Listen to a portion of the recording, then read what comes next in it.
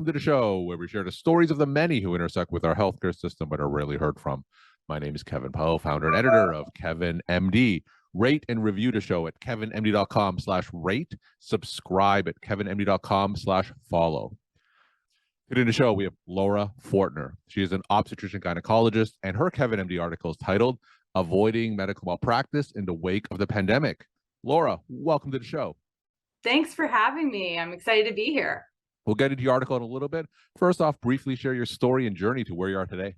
So I'm a board certified OBGYN. I've had over 21 years experience and I love what I do in terms of that. But I was hit with a medical malpractice suit about 10 years ago. And it really shook me to my core. It crushed me. And I didn't realize the effects of how that really, affects physicians in general. And we really mix up who we are with what we do. And so we take this very deeply personal. And through that journey of healing, I have been able to create a life, not only that I love and get the joy back in medicine, my confidence back in medicine, but also to help others overcome medical malpractice. So take us deeper into that story. So you said that happened about 10 years ago. What were you doing when you first heard about this lawsuit? And was it an expected event? Yeah, such a great question. Back in 2004, the parents came and got medical records for this child that I had delivered back in 2001. Definitely out of the blue, really didn't think anything of it. And then fast forward 10 years later, served me with papers on, medical malpractice. And actually what I was doing was, it was right after the holidays. I was sitting with my kids playing games in my home and the sheriff came to my door. And my 3 little children at the time, we all answered the door together. And it was really a shock. And at that moment, of course, all the emotions flood in. And I had enough gumption to sit my kids in front of the TV. And I went and closed the door in my bedroom and just sobbed because it was really such a traumatic event in terms of like the unknown, the timing of it, just everything. And really makes you as a physician start to doubt, is this really something that, are you meant to do, what you're doing? And all the thoughts start creeping in and the self-doubt, the second guessing. And so that sort of started it. And through the process, now medical malpractice cases last almost 5 years to close from the start. So it's such a long journey, ups and downs, roller coasters. And what I found during this time is there's no resources for physicians. Yes, there's traditional therapy, but many of us don't want to do that because of the questions on our hospital privileges and the applications that we, fill out.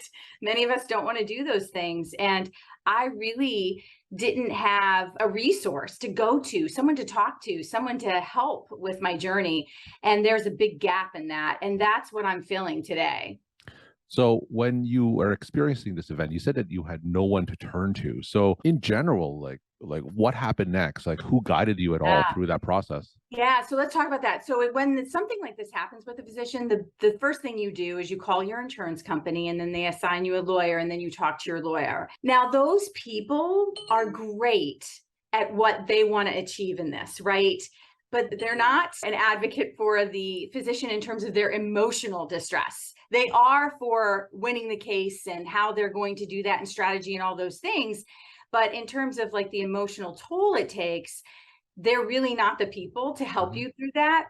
And what they say right away when you call them is you can't talk about this case. We as physicians take this so literal, Kevin. And what we need to do instead is realize what they're saying is you can't talk about the chart, what's in the chart and the details, but you can talk about how it's affecting you, what's happening with you, and go get help to help you overcome that and be able to have peace of mind, joy even during the process, because the process is going to take a long time.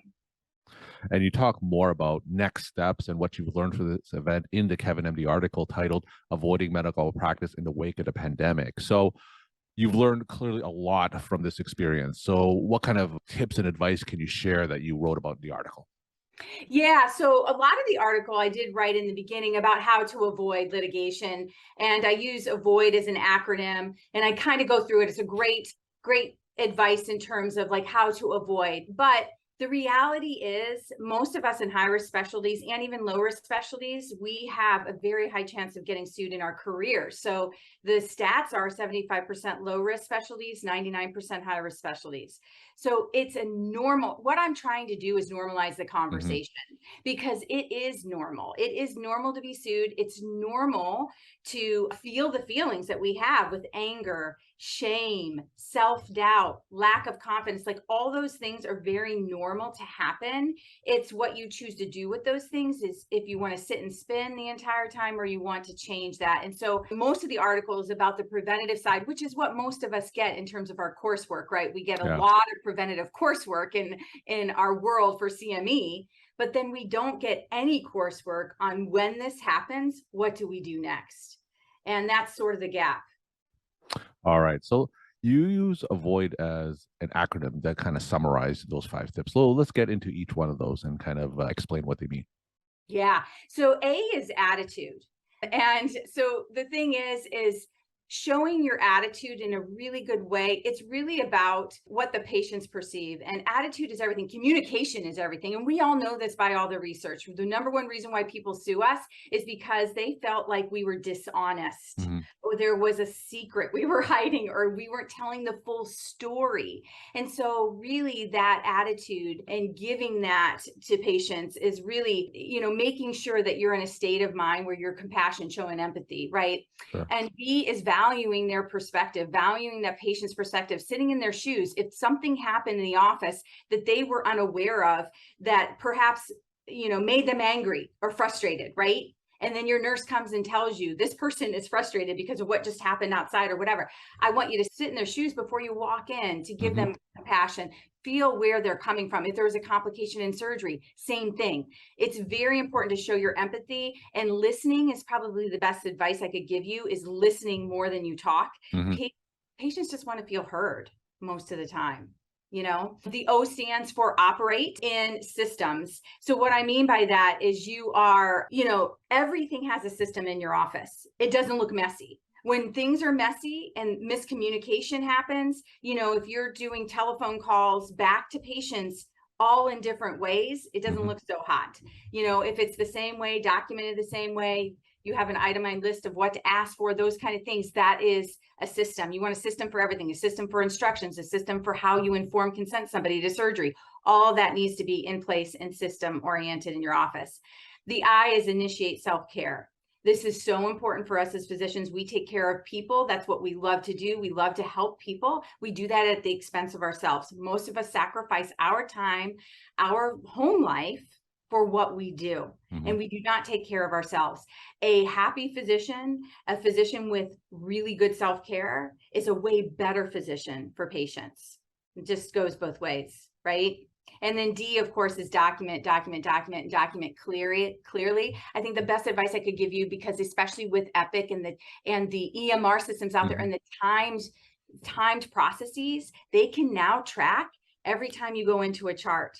They can actually now track every time that you look an up-to-date article in the hospital with your ID. So what I'm saying about this is, if something happens and you get served, the worst thing you could do is go into the chart and you start looking up articles and you start looking up what happened. Do not do any of that. None of it. Talk to your lawyer, wait for you to get the chart with the lawyer. It is so important right now because they use that against you in the system. And it's unfortunate because many of us just care so much. We want to know what happened, right? We're not looking at it in that way, but they can twist it that way. So it's very important because everything is timed now. So let's normalize the conversation about malpractice and liability, because you said, and the statistics back it up, that the majority of clinicians will get sued sometimes during their professional career. So once they make that call to the malpractice insurer carrier, and then the carrier says, don't talk about a case, our lawyers are on it, but sometimes the malpractice insurers, their best interests aren't necessarily aligned with yours. Now, after doing that, what's the next thing that physicians should do? Yeah, I really believe the next thing is they should go find somebody to go mentor them or who has been through it before, to be able to talk to them. Mm. And I actually have come up with a whole process and a unique system to take physicians through all the steps of the necessary things that I went through. I mean, my case was extra long. It lasted almost 10 years.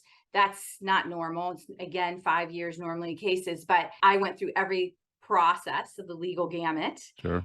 And so I think what really helps us as physicians is being prepared, knowing ahead of time of what's going to happen. I think that some of the biggest problems is the fear of the unknown. Mhm. We get fear of what it means for our jobs, career, income loss, reputation. And we also have this shame that we walk around with because now we think maybe we're not as good as we thought we were. Mhm. So, what kind of questions, once we find this mentor or someone to commiserate or talk with, what kind of questions should we be asking this mentor? Yeah, just tell me a little bit about the process. I want to be prepared for what's next and how do I get through it? And, and then I believe they need to really find somebody. I mean, I've been certified in life coaching and trauma-informed coaching. And I think that some of those tools are so valuable in this Mhm. situation because we are human beings that think we can just get over it. Yeah. That's what physicians do. We just got to get over it and go to the next room. But when something like this happens, this is a deep, deep inside personal wound that just festers. It keeps coming up every time there's communication with the lawyer, and then it maybe will abate for a while and then it'll come back up again, right? And so it's something that you can absolutely have. You can still step into your greatness, still be that confident doc, and still have that joy, even while this is going on. But most of us, we're not taught how to do it. We're talking to Laura Fortner. She's an obstetrician gynecologist, and we're talking about her latest Kevin MD article titled Avoiding Medical Malpractice in the Wake of the Pandemic. Laura, so like you said, this whole process is a big unknown, and that generates a lot of fear among physicians. Now, what are some of the biggest misperceptions or misconceptions that physicians have about the malpractice process that you want to kind of clear up, having unfortunately Yeah. gone through the process yourself? Yeah, I think, well, again, the biggest one we talked about a little bit is we think we can't talk about it, Hmm. that you can. And actually, the data shows it's necessary to heal and grow through it to be able to be on top. Okay. So that's probably the biggest one. You can't talk about it. The other one is we feel isolated, that no one else is going through the same thing. This is a huge misconception. Think about the stats: 75% low risk, 99% high risk specialties. We're all walking around with a case or had a case or an adverse event that we have fear that it's going to be a case, right? Like we're all walking around feeling the same way, but none of us are talking right now. And my job, and this is one of the things I'm doing, is creating a community Hmm. where we are coming together to normalize this, because this is normal. And unfortunately, the other professions in our world, right, like accountants and insurance companies and all corporations, they all get sued, Yeah. but it's money, right? They don't have the same sort of personal injury that we have. And so it's something that we need to be advocates for ourselves in this arena and normalize this. And it's funny because when I give these talks, what'll happen is people will come to me like, I got sued, I got sued, I got sued. And it's sort of like just then spirals, and it makes people just even feel better to be able to share that it's normal. It doesn't mean you're a bad doc. And that's where the problem is, I think, in our culture of medicine, when we grow up in residency and, and beyond, we are made to feel like we have to be this perfect person. And if there's a mistake, there's a problem. And even a lot of these cases, there's no mistakes, Kevin, Hmm. right? But it doesn't matter, because then we still feel like maybe we're not so great, right? And so it's really knowing and not making it mean anything is really the key. So when a physician is sued, like you said, it's clearly a life transformative event, and it can go in one of two directions, of course, right? It can be a negative event. It could destroy a physician, but you've turned into an event where it's clearly changed you for the better, and you're using that experience to help other healthcare professionals that are out there. So talk about how this event that happened 10 years ago, how has that transformed your life? Yeah, I always say this, like, I let my setbacks be my comebacks.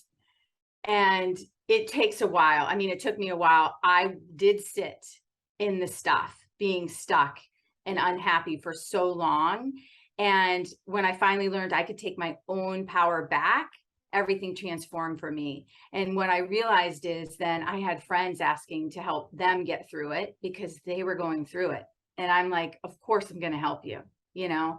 And through that process, just realized that this is so needed. This is such a passion of mine.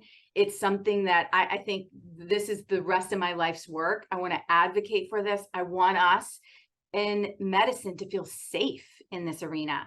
And the unfortunate part of this is depending on where you live, depends on how much safety you have, which is to me ridiculous when we all abide by the American College of our boards and our specialties, but yet we're judged differently depending on which state we live in. That makes no sense, right? We're all practicing standard of care. So it's just really unsettling to me. And I feel like there needs to be change. Somebody needs to advocate for us. I don't know that we have that to an extent. And I just feel led, I just feel like God's given me a purpose in this. And my final question, what are some of your take-home messages that you want to leave with the Kevin MD audience? Yeah, I think the biggest thing is I want your audience to understand it's okay to be sued. It's normal to be sued. And you're not alone. And the best thing you could do is reach out and get help in any way, shape, or form, whatever that looks like. So I thank you so much for letting me be on the podcast. I know it was quick, it was fast, and I really appreciate it. Laura, thank you so much for sharing your story time and insight. And thanks again for being on the show. Thanks.